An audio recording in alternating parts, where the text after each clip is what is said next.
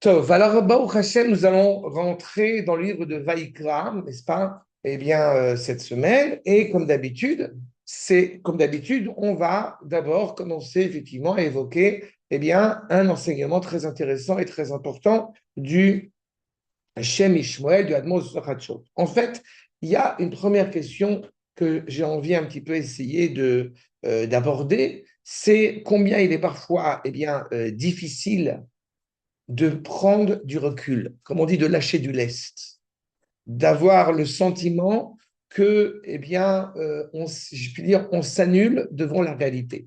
On n'est pas les seuls maîtres à bord. On a parfois ce sentiment comme ça que, quelque part, le monde exige de nous d'être à la hauteur, mais on a parfois ce sentiment erroné qu'on est irremplaçable. On est constamment en train d'œuvrer, en train d'être les responsables, en train de changer les choses. Il faut absolument que, et on a peut-être parfois le sentiment, alors je ne parle même pas du problème de l'orgueil, qui évidemment n'est pas justifiable, mais on a encore une fois le sentiment parfois que tout dépend de nous. Et quelque part, ça nous engage encore une fois, eh bien, peut-être à s'attrister, parce qu'on se rend bien compte à un moment donné que justement, eh bien, on n'est pas, il n'y a pas que nous. Et quelque part, encore une fois, on n'est pas obligé automatiquement d'agir, encore une fois, en comprenant que tout n'est pas en notre pouvoir. Parce qu'il y a surtout dans la période dans laquelle nous vivons, il y a comme ça ce sentiment parfois qu'on a le devoir, le droit de savoir, mais on a aussi le devoir de ne pas savoir. C'est-à-dire que en réalité, il y a peut-être une petite critique un peu attendrie que je me permets de formuler. C'est très compliqué quand vous avez 8 millions en Israël de premiers ministres, 8 millions de chefs d'état-major et 8 millions de grands rabbins d'Israël. Pas et souvent, on faisait cette plaisanterie avec les jeunes mères, vous savez pertinemment que vous avez 8 millions de personnes qui savent comment éduquer vos enfants. Pardon, pas 8 millions, 7 millions 980 000, et tous savent exactement comment éduquer vos enfants, comment gérer votre foyer, et il y en a deux qui ne savent pas, c'est vous et votre mari. C'est assez impressionnant à savoir.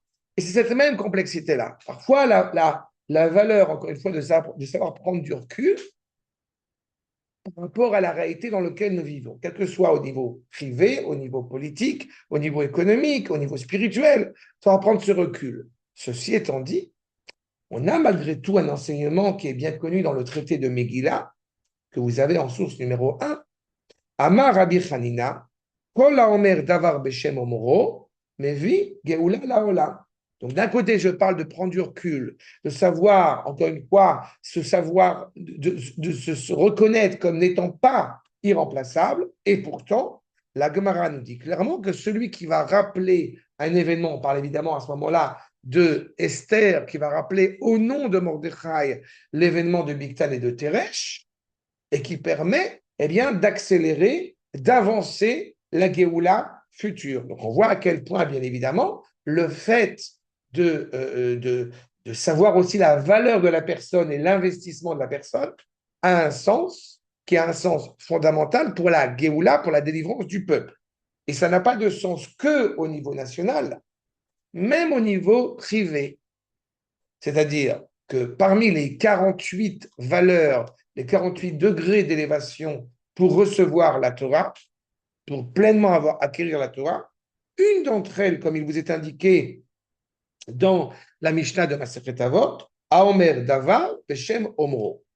La capacité pour un homme, pour une personne, de reconnaître, encore une fois, que l'enseignement qu'il va tirer, eh bien, il le prend de quelqu'un d'autre, a une valeur essentielle pour arriver, pour accélérer de la délivrance, a une valeur essentielle pour pouvoir pleinement acquérir la Torah. Pourquoi?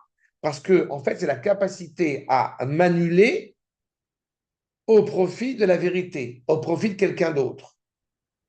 C'est-à-dire que, a priori, j'ai commencé mon cours en disant il faut lâcher du lest, il faut arrêter de se croire irremplaçable.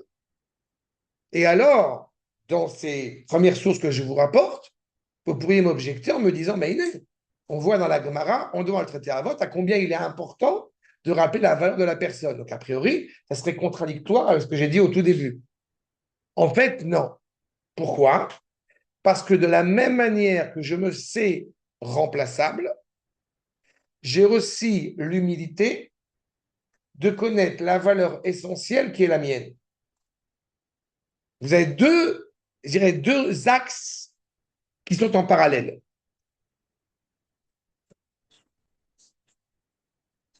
C'est ça, exactement. L'humilité au sens authentique du terme n'est ni de s'apprécier au-delà de sa valeur, ni même de se déprécier.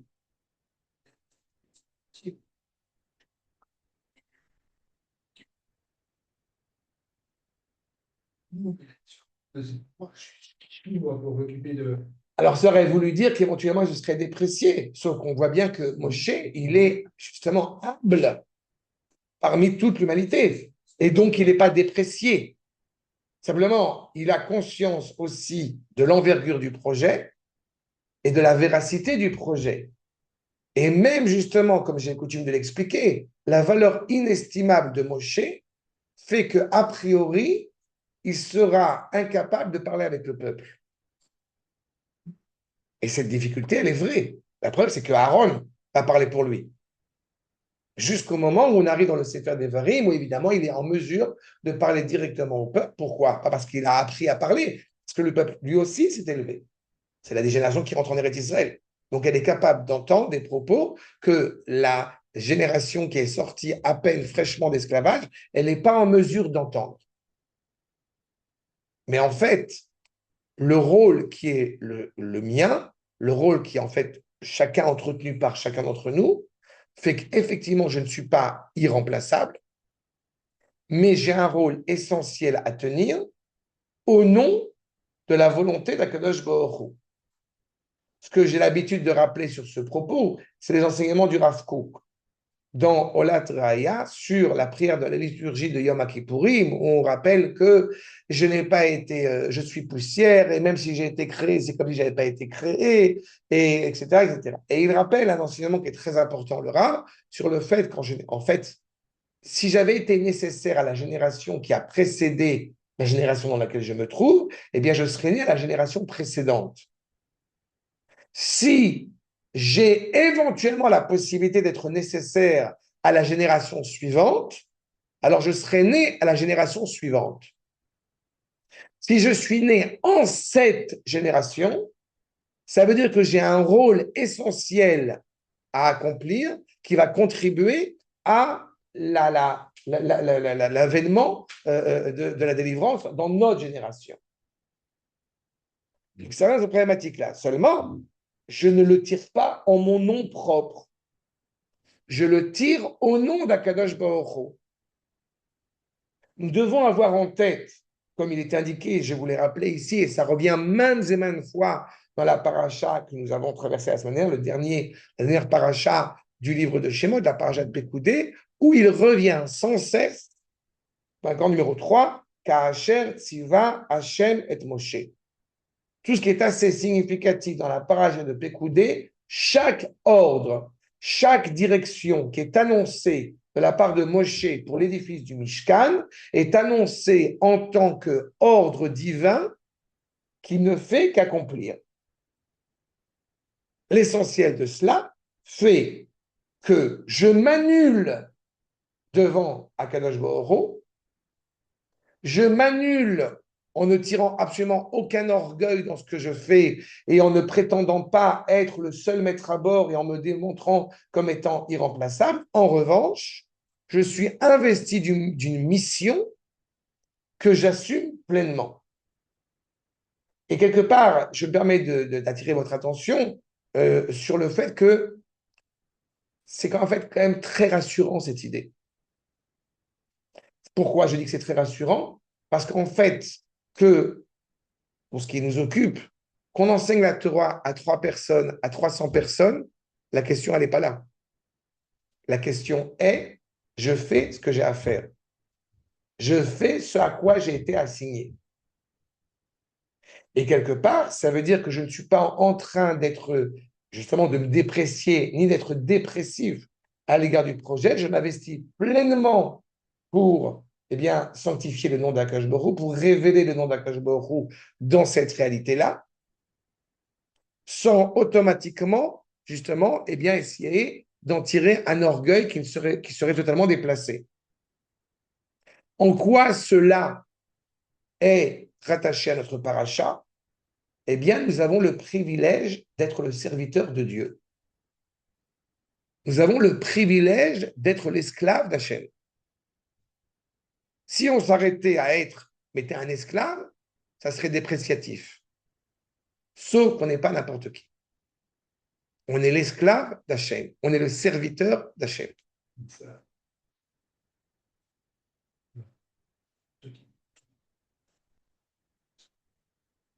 Tout le monde, quand tu dis tout le monde, tu parles au sein du peuple juif. Tout le monde peut le prétendre, c'est pas certain qu'il l'est. D'accord? On s'approche de Pessah, on a évidemment conscience que Akash Baruch s'est adressé à nous en nous disant Béni Bechori, tu es mon fils aîné. Point final. Bachar Banu, comme j'aime à le rappeler, Bachar Banu Mikol Amim. C'est un postulat fondamental. Nous avons été choisis délibérément par Akadosh Baruch Hu. Qu'on ait fauté, qu'on n'ait pas fauté, qu'on soit pur, qu'on soit souillé, peu importe. À partir du moment où on n'est pas justement le fils rachat, à partir du moment où tu ne te sors pas du peuple, automatiquement, tu en fais partie, bon gré, malgré toi. Et c'est un privilège. C'est une responsabilité, mais c'est un privilège. Regardez ce que nous dit le Shem Ishmoel. C'est ça.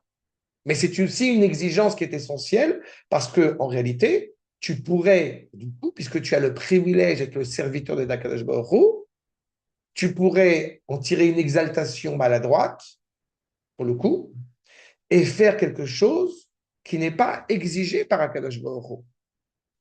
Et ça te met dans un danger encore plus grand. Exactement. Exactement. On voit. Le Shem Ishmuel, maintenant numéro 4. Vaikra el Moshe, ma ketiv le ma'ala mi aïnyan parashat Mishkan, justement, ainsi que nous rappelle le Shem Ishmuel sur ce midrash, à savoir que Akadosh Baruch Hu appelle Moshe, là encore une fois, l'humidité de Moshe avec le petit Aleph qui est adoubé au Vaikar, Vaikra, et en évoquant ce qui était énoncé au préalable, c'est-à-dire que toute la construction du Mishkan a été ordonnée et il n'a fait scrupuleusement que respecter l'exigence d'Akadosh Baruch Hu. À quoi cela ressemble-t-il, nous dit le Midrash, l'allégorie suivante, Machal, les Meler Shetziva et Avdo, le roi qui a ordonné à son serviteur, Ve Amarlo, Benali Platil, construis-moi un palais, Al Kol Davar Vedavar Shayabone, sur chaque élément, chaque petite chose, chaque petit détail que le serviteur s'est engagé à construire, Aya Kotev Alav, Shemo Shel Meler. Sur chaque détail qu'il a construit, il a mis un point d'honneur à bien écrire le nom du roi sur chaque détail de ce palais. Les Yamim Nichnas Ameler, et donc le roi est venu voir son palais. Amar Kol Akavod Azeh Asali Avdi. Je suis totalement admiratif de ce qu'a fait mon serviteur, Ani Bifnim, moi qui suis encore une fois de l'intérieur, Ve'umi Bachutz, qui lui vient de l'extérieur, Karulo Sheikanes. Viens, mon fidèle serviteur, que je te loue, que je sois dithyrambique à ton égard, parce que tu as pris soin de respecter chacun de mes désirs en construisant un palais pour moi. Sheikanes Lifni ou Lifnim. Aya Kote Alav, Kaasher Tziva Hashem et Moshe, Amar Akash Borou. De même, encore une fois, que de la construction, bien évidemment, du Mishkan pour honorer le roi. En fait, qui est honoré? C'est le roi ou le serviteur? En fait, c'est le serviteur qui est honoré. Exactement, exactement. Oui, mais tu as raison de ce que tu as dit. Et tu comprends que Akash Borou, en l'occurrence, c'est vrai pour le roi de chair et de sang. Mais Akash Borou, il n'a pas besoin d'être honoré. Celui en réalité qui est honoré, c'est le serviteur. C'est quand même un énorme privilège de savoir que ce que tu fais trouve grâce aux yeux d'Akadosh Baruch Hu.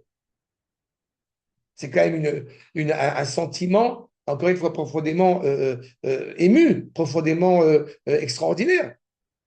C'est ça, c'est gratifiant. Asali Moshe, Vani Bifnim, Veu Bachutz, Karolo, Shikanes Lifnim, Lifnim, les Kaf Neymar, Vaikra El Moshe. Et c'est en cela, évidemment, notre verset commence par Akadosh Baruch Hu qui appelle Moshe. D'où il appelle Moshe? De l'intérieur du Mishkan, de Kodesh à Kodashim. Je veux te louer parce que tu es, encore une fois, mon fidèle serviteur.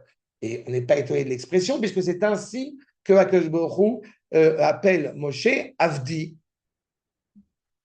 Et justement, comme tu es mon fidèle serviteur, qui ne fait rien sans être attaché à moi, sans l'évoquer et l'invoquer, eh bien, qu'est-ce qui sort de cela?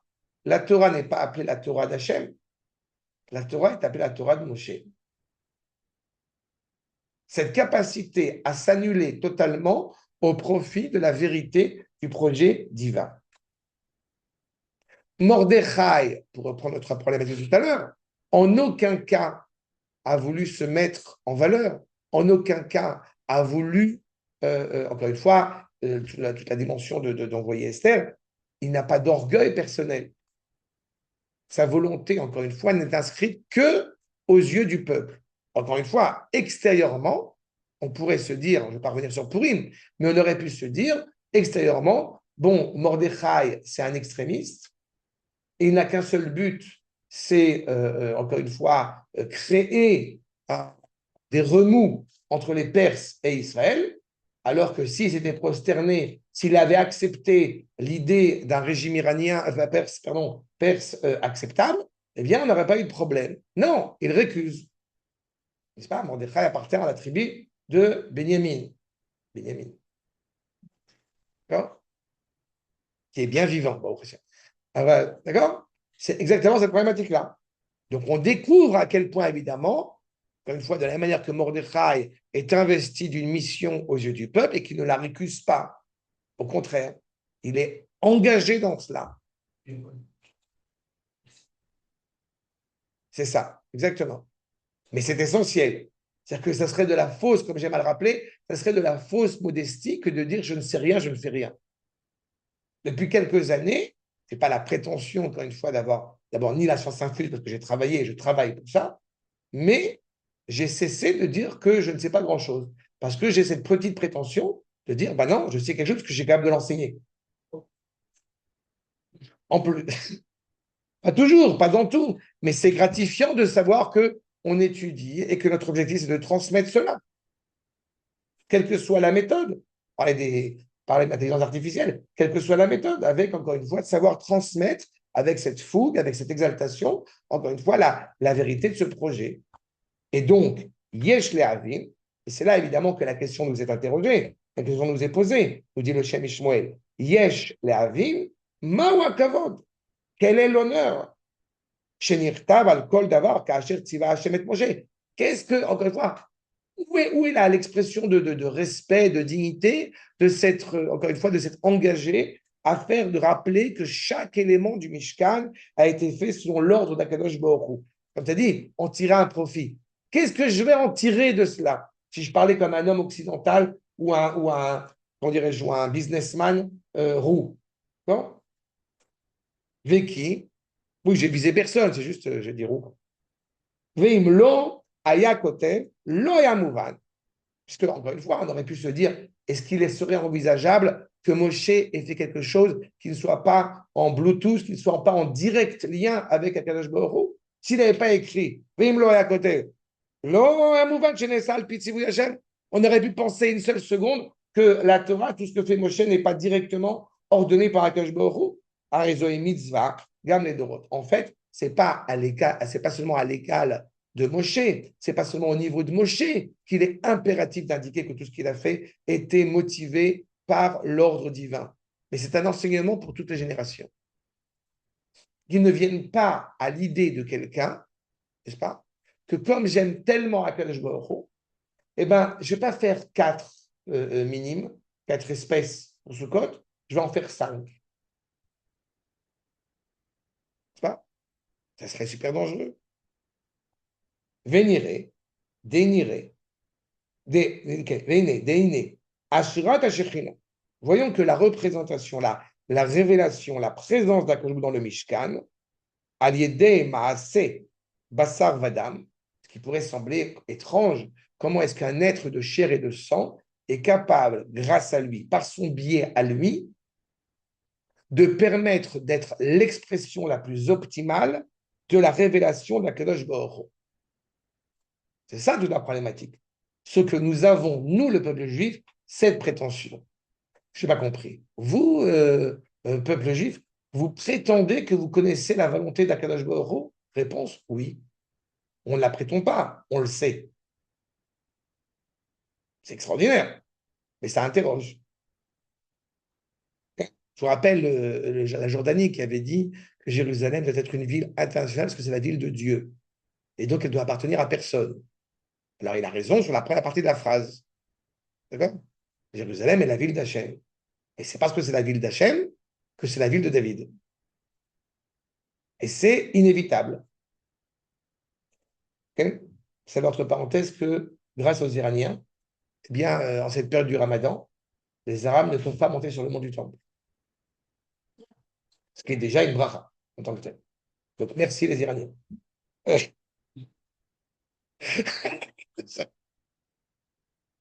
Donc, Maaseh Basar Vadan, c'est où d'avoir Amatmia. Share, Afilu, Shum Ruach Haim. Tu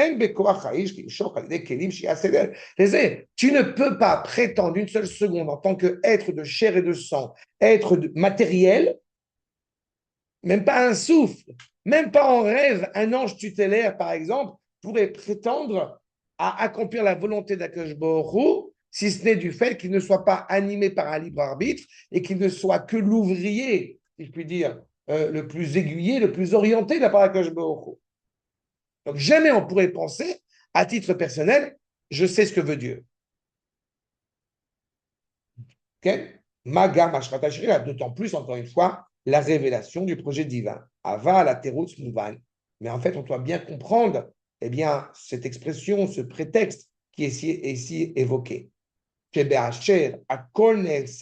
la mesure où tout n'est fait que selon l'ordre divin, Alpid Sivou Yashemit Barach Veshlucho Adam, envoyé par l'homme, le Ham Israël, tout comme Avram Avinu, qui marche devant Akadosh Baruch Hu. C'est pas? Il est l'expression de cette volonté d'Akadosh Baruch Hu. Are Kamoto, Are Ukeilu, Kol HaMishkan Haya Maaseh Shamayim. En fait, en agissant avec constamment l'évocation du nom d'Akadosh Baruch Hu, c'est comme si le Mishkan était totalement céleste.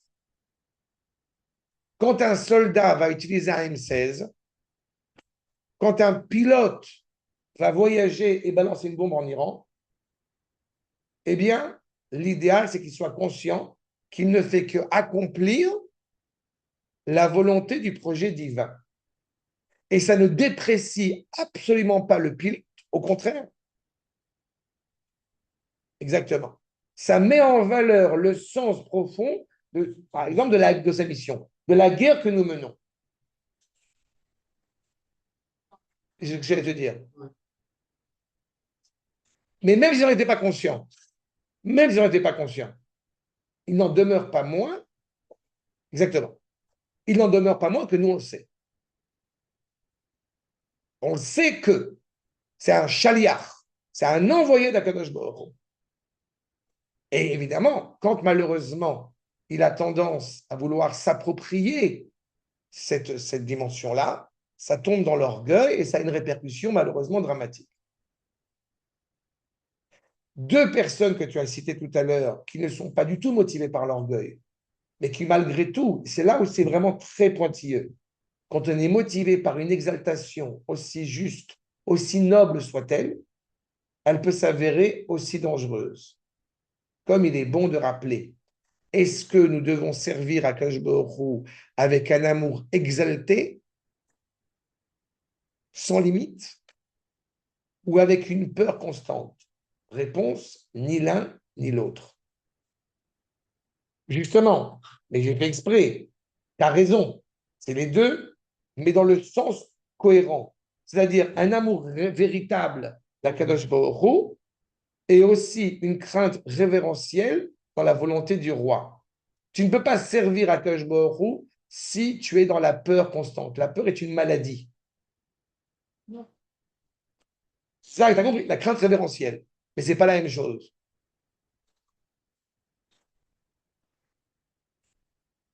Le sens littéral qui montre bien que malheureusement, il y en a un certain nombre qui souffrent d'un orgueil mal placé, puisqu'apparemment, il parle d'orgueil, de crainte d'Akadosh Baruch Hu, ce qui voudrait dire qu'il s'octroie l'exclusivité de la crainte envers Akadosh Baruch Hu, alors que tu sais pertinemment que les Charedim n'ont pas le monopole, n'est-ce pas, Monsieur le Président, non pas ça c'est des blagues de vieux, je sais.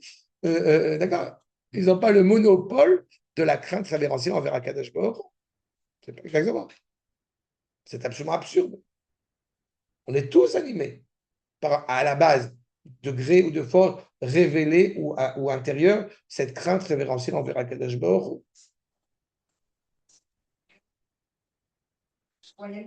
C'est ça. C'est ça, exactement. Exactement. Et c'est malheureusement un des drames que j'ai évoqué, je ne sais plus où, dans une autre intervention, où il y a une indication sur le. Ah oui, c'est Shabbat, dernier Ken, sur le fait qu'a priori. Ah bah oui, c'est avec vous aussi, puisque je refait pour le Shabbat après, sur cette idée que quand on est animé par l'étude de la Torah, ça nous amène à faire preuve d'un plus grand amour à l'égard d'Am Israël. Et ça veut dire que malheureusement, si on étudie la Torah et qu'on a un comportement maladroit avec un certain nombre de juifs de manière aussi extrême, ça veut dire que notre étude de la Torah, semble-t-il, elle n'est pas forcément à la hauteur de ce qu'il faudrait être. On peut être en colère contre notre juif, ce n'est pas la question. Mais il y a des propos qu'on ne devrait pas entendre, qu'on ne devrait pas tenir. Enfin, en tous les cas, vous avez l'exemple de Nadav et de Avihu, les frères Nadav et Avihu, chez Ekrivu Esh Zara, Asher Lotziva Otam. C'est dans le livre de Vaïkra, c'est dans la parasha de Shemini.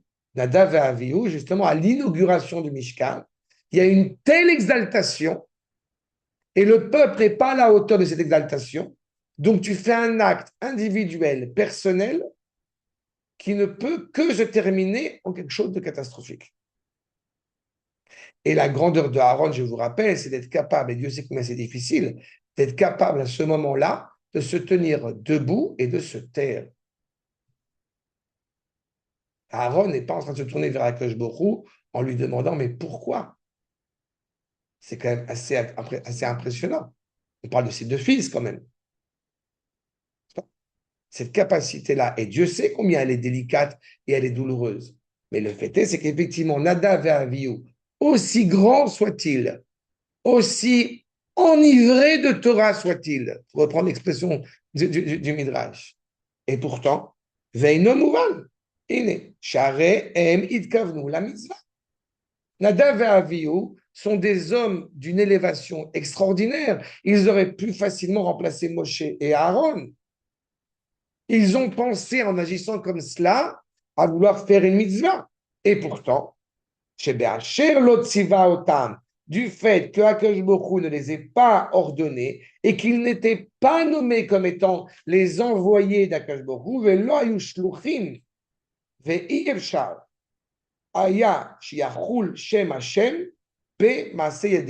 quand tu veux faire, et c'est souvent ce qu'on parle par rapport à des gens qui prennent des khumrot, ce qu'on appelle, c'est-à-dire faire un acte qui n'est pas inscrit directement dans le Shulchan Aruch, qui n'est pas exigé.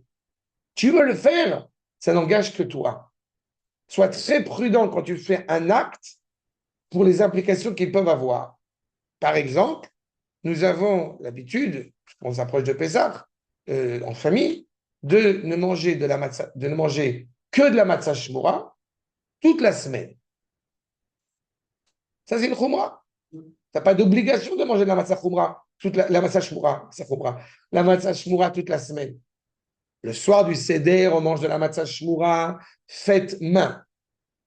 Et la matzah shmura industrielle qu'on mangera par la suite, moi, je préconise même, moi, j'aime bien manger de la matzah shmura faite main pour tout le seder, tout le repas du seder.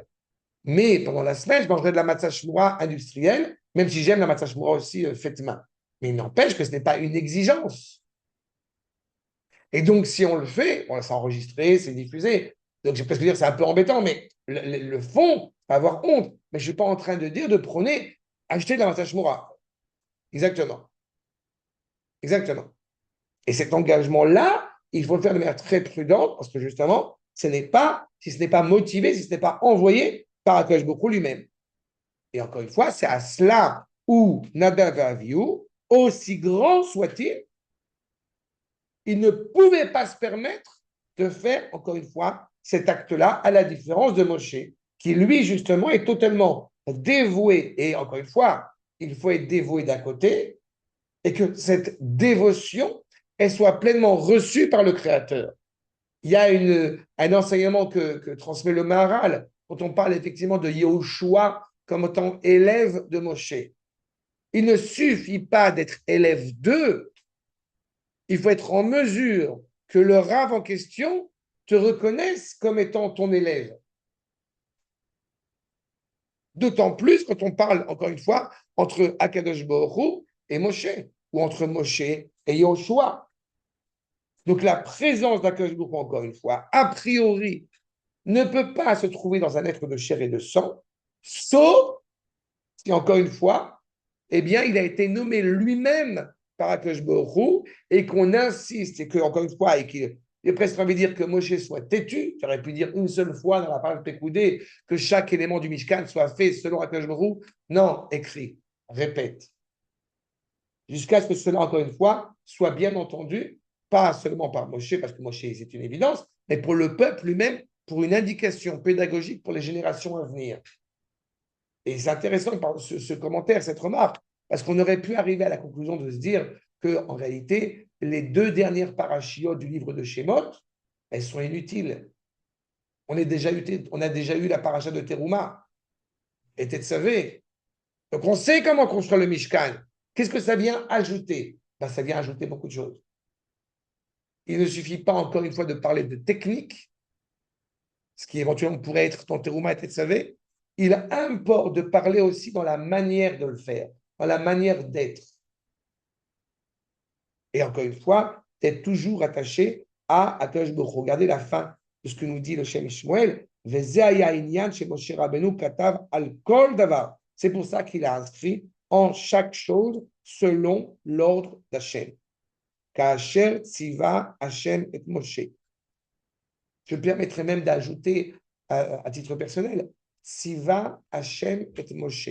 On se rappelle que tziva, savta, ça vient d'unité. C'est-à-dire que tel que Hachem s'est uni avec Moshe. Et, il y a plusieurs sens au mot et. En général, c'est un accusatif. Mais Rabbi Akiva a commenté que et, il y a cette notion de in, avec. Donc, si je permettais un commentaire vraiment à titre personnel, c'est plus que ça. C'est comme si Hachem était en pleine, encore une fois, en pleine symbiose avec Moshe.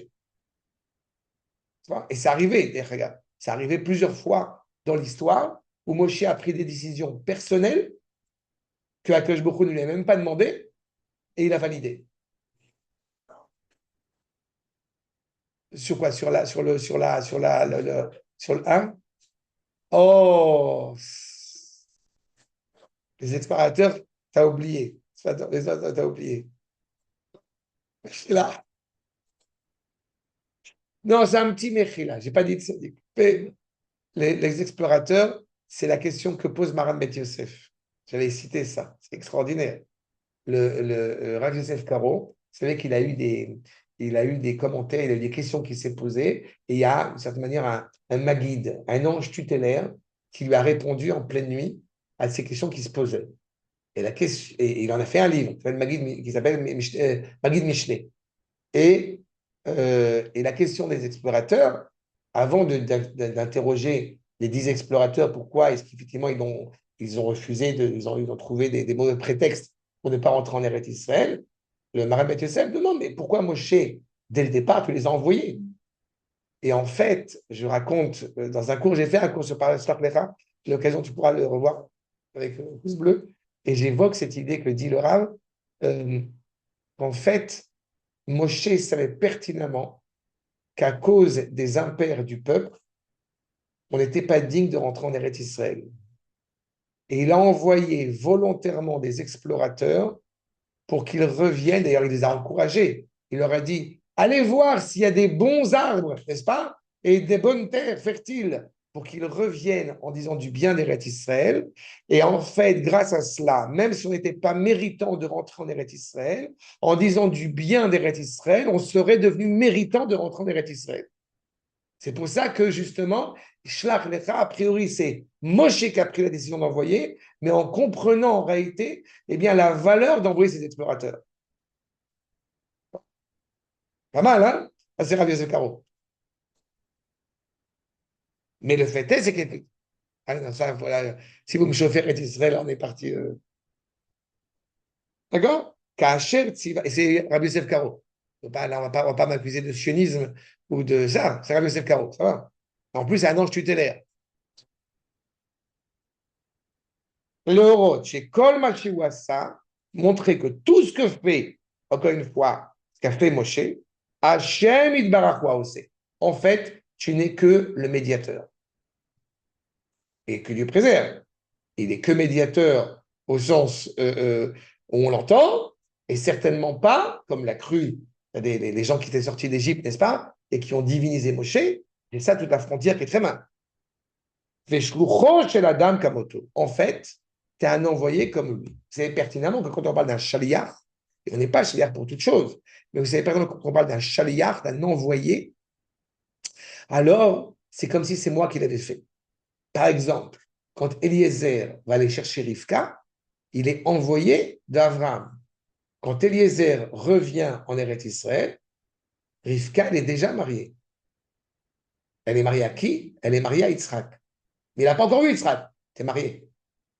Parce que Eliezer a eu de sens qu'en accomplissant la mission, et à partir du moment où en fait il a signé la Ktouba, après ce de dire, à Haran, donc elle est déjà vouée à Yitzhak.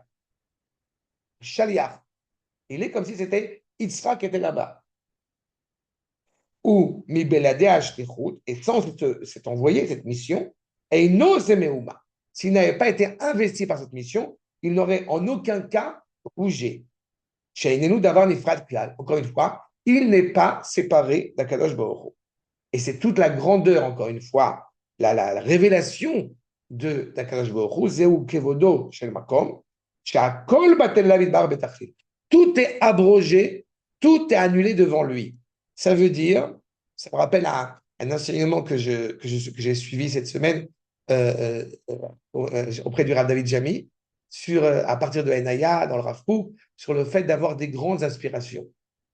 Il faut avoir des grands rêves. Il faut avoir des petits rêves. Il faut avoir des grands rêves parce qu'il nous dit clairement le Rav, justement, quand on a pris l'argent de l'Égypte, eh bien, que l'intérieur influe sur l'extérieur et que aussi l'extérieur influe sur l'intérieur. On a une tendance parfois maladive, j'ai envie de dire, comme on est des gens spirituels, alors on ne se préoccupe pas de la matière. Eh bien non. Elle souhaite d'être riche. Elle souhaite d'avoir de grands rêves. Pourquoi? Parce que quand tu as des grands rêves, eh ben, tu vas avoir des rêves encore plus grands. Évidemment, ça peut s'avérer dangereux quand ce n'est pas orienté vers la Kadosh Baruch Hu. Mais le fond, il est justifié. Il ne faut pas avoir des petites volontés. Ben, c'est ça. Quand tu comprends que tu as le privilège d'être le serviteur d'Akash Baruch Hu, tu es l'émissaire d'Hachem, donc arrête de te prendre pour n'importe qui. Arrête de te croire, encore une fois, dénué d'importance. De la même manière, vous savez qu'un Talmid Chacham ne peut pas avoir un vêtement qui n'est pas respectueux, qui n'est pas respectable. Un vêtement troué, un vêtement taché, un vêtement pas repassé n'est pas respectueux, pas pour toi seulement, mais n'est pas respectueux pour la Torah que encore une fois, que tu enseignes, que tu représentes. C'est exactement cela. Ve'alken ayascharo nami mida bemida. Et c'est cela, effectivement, puisque tu es capable de t'annuler totalement devant Akadosh Baruch Hu, eh bien, Akadosh Baruch Hu t'élève au rang le plus élevé. Chez Lo Yenifrad, Omed Bibachut, et la Karolo chez Ikanes. En fait, Akadosh Baruch Hu appelle Moshe, comme on l'a vu, de rentrer à l'intérieur. Non, tu es un Ben Bay, tu es à l'intérieur. Tu n'as pas à rester à l'extérieur. Tu n'es pas un étranger, tu es mon fils chéri, tu es avec moi. Ce que j'aime rappeler, c'est David Ameller. Dans le Mizmor, pour ce rapport intérieur et extérieur, le fameux Mizmor, les David Hashem Oriveishi, dans le Mizmor 27, eh bien, David a le souhait de vouloir être à la fois un invité et à la fois se sentir chez lui dans le palais du roi. Et c'est intéressant, pourquoi cette ambivalence-là? En fait, le danger, quand on devient à la maison, quand on sent à la maison, on n'a plus cette émotion, cette dignité qu'à l'invité. Vous voyez un peu la nuance? Quand on est chez soi, on ouvre le fauteuil, on ouvre le frigo comme on veut. Hein? On se met en pantoufle. Exactement. On a un peu de retenue. Eh bien, vis-à-vis d'Akadosh Baruch Hu, justement, vis-à-vis du roi, c'est exactement cela. Il veut conserver à la fois cette émotion vis-à-vis de sa proximité avec le roi, tout en étant profondément, encore une fois, rattaché au roi. Je pense que c'est ici une valeur morale, encore une fois, essentielle qu'on doit entendre à notre égard. Vous savez que j'ai l'habitude de rappeler à l'approche, encore une fois, à l'approche de Pessah, qu'on dit à l'Armania, n'est-ce pas, en araméen, quand on commence le Seder. Et une des raisons un peu plus profondes que la simple raison, parce que ça a été fixé en Babylonie, je l'avais dit dans des cours que j'avais donnés sur Pessah, mais c'est l'occasion ici près de le rappeler. On rappelle surtout que Akash Borou parle araméen quand les anges tutélaires ne connaissent pas l'araméen, ne parlent que l'hébreu, et qu'on évoque le mérite d'Abraham qui a eu des invités, qui a invité des invités, parce que c'est ça, le Halachmania qu'on dit, tous ceux qui ont besoin qui viennent, on ne se sait pas malheureusement à Jérusalem avec le Corban, avec le sacrifice. On évoque le mérite d'Avraham Avinu pour dire justement, pour essayer de cautionner le fait qu'Akadosh Baruch Hu a émis sur nous une bienveillance extraordinaire, de nous faire sortir de l'Égypte et des Égyptes, alors qu'on ne l'avait pas mérité. C'est cette même prise de conscience-là. Je m'annule totalement devant Akadosh Baruch Hu. Tu as décidé de nous en sortir. Je veux montrer toute la bienveillance, toute la grâce, toute la reconnaissance que j'ai à ton égard.